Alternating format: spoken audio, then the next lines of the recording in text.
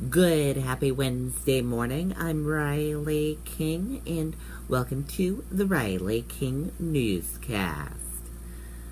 Let's get started.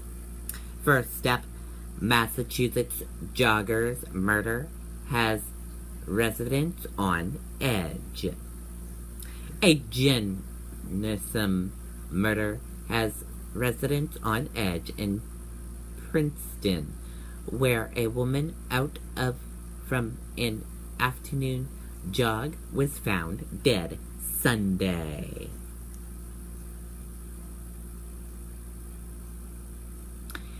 Mass man breaks into Hampton house while naked. Hampton police arrested a Massachusetts man over the weekend who broke into a home while nude. Bedford Banquet launches state's first breast milk donation bank. The Granite State is now has a drop-off location for nursing women who want to donate their breast milk.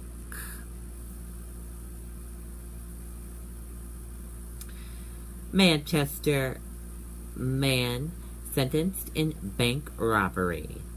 A 45-year-old Manchester man was sentenced to 71 months in prison for robbing a bank in November. Man sentenced to 37 months on fentanyl case. A 20-year-old Massachusetts man was sentenced to 37 months in federal prison after pleading guilty to possessing with intent to distribute fentanyl. Manchester's Crystal Lake beach closed due to elevated E. coli levels. Crystal Lake's public beach in Manchester is closed once again due to E. coli levels. Franklin police seek person of interest in purse snatching case. Franklin police are asking for the public's help in locating a person of interest in recent theft at Hannaford Supermarket. Sununu releases first TV ad of governor campaign focus on business expenses. Just more than a month ahead of the primary election, Republican Chris Sununu on Tuesday released the first television ad by any candidate for campaign for governor. State police seek driver who caused another vehicle to strike a dumpment. State police are seeking a driver who caused an accident which hurt another driver and a child. Epping man ordered to pay vet bills for shooting dog. An Epping man will not go to prison for shooting his neighbor's dog. Man claims self-defense in Farmington shooting. A Farmington man is claiming self-defense in the shooting of an acquaintance during an argument. Prep school responds to lawsuit filed by assault victims' parents. St. Paul's School in Concord has filed a response to a federal lawsuit by the parents of a former student who was sexually assaulted by a graduating senior.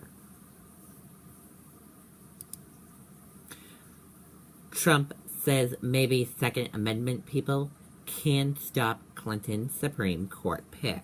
Let's take a listen to this video from ABC News. I knew rhino cord allergy. Mumble no more. And we begin tonight with the new controversy in the race for president. Donald Trump late today talking about Hillary Clinton and the selection of Supreme Court justices, saying if she's elected, there's nothing you can do. Then adding, quote, the Second Amendment people, maybe there is. Tonight, the outrage is immediate. Some saying this is not a political misstep, that this is a dangerous threat. We begin with ABC's Tom Yamas on the campaign trail. Tonight, Donald Trump accused of crossing the line in a dangerous way. Hillary wants to essentially abolish the Second Amendment. By the way, and if she gets to pick her judges, nothing you can do, folks. Although the Second Amendment people, maybe there is, I don't know. But just look at how one Trump supporter reacted after Trump said that. Hillary Clinton tweeting this statement from her campaign. A person seeking to be the president of the United States should not suggest violence in any way. The Trump campaign says Trump wasn't talking about violence, that he was trying to rally support, releasing this statement. It's called the power of unification. Second Amendment people have amazing spirit and are tremendously unified, which gives them great political power.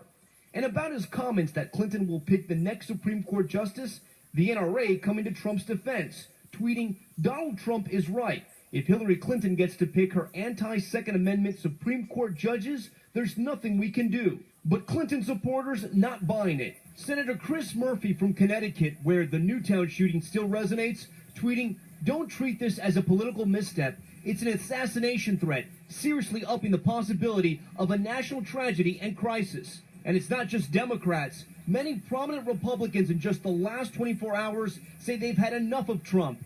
50 leading GOP national security experts writing that letter saying Trump would be, quote, the most reckless president in American history. Today, another prominent Republican, Senator Susan Collins of Maine, also saying she won't vote for Trump. I do not believe that he is the president that we need at this time in our country's history. Trump earlier today saying nothing's wrong with his campaign style. I've always had a good temperament, and it's gotten me here. You can't and you don't want to. I certainly don't think it's appropriate to start changing all of a sudden when you've been winning. And dismissing the growing number of GOP leaders abandoning him. you know, these politicians, they don't know me. They don't understand me. And Tom Yamas with us live tonight from North Carolina. And Tom, back to those words, Donald Trump addressing, quote, Second Amendment people today. He's standing by his words, but critics saying this was dangerous and a threat. David, tonight we reached out to the Secret Service. They told us they are aware of what Donald Trump said, but right now there is no comment whether this will even be investigated. David? Tom Yamas tonight leading us off. Tom, thanks as always. Okay, and there you go on that report.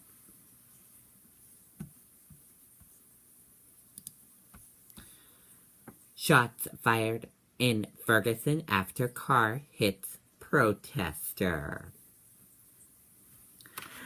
Gunfire broke out during a demonstration in Ferguson, Missouri on the second anniversary of Michael Brown's death, distributing what had been a peaceful gathering Tuesday night, but apparently wounding no one. Witness told an Associated Press reporter that a car sped through a group of protesters who were blocking a street during the demonstration, making 2 years since the unarmed black 18-year-old's fatal shooting by a white police officer. They said the car struck a young man so hard that he flew into the air. As the car drove away, shots were fired, they said. And that does it for the Riley King Newscast, right here on the Riley King Network. I hope you all have a great rest of your Wednesday. See you back here later on. Goodbye, everyone.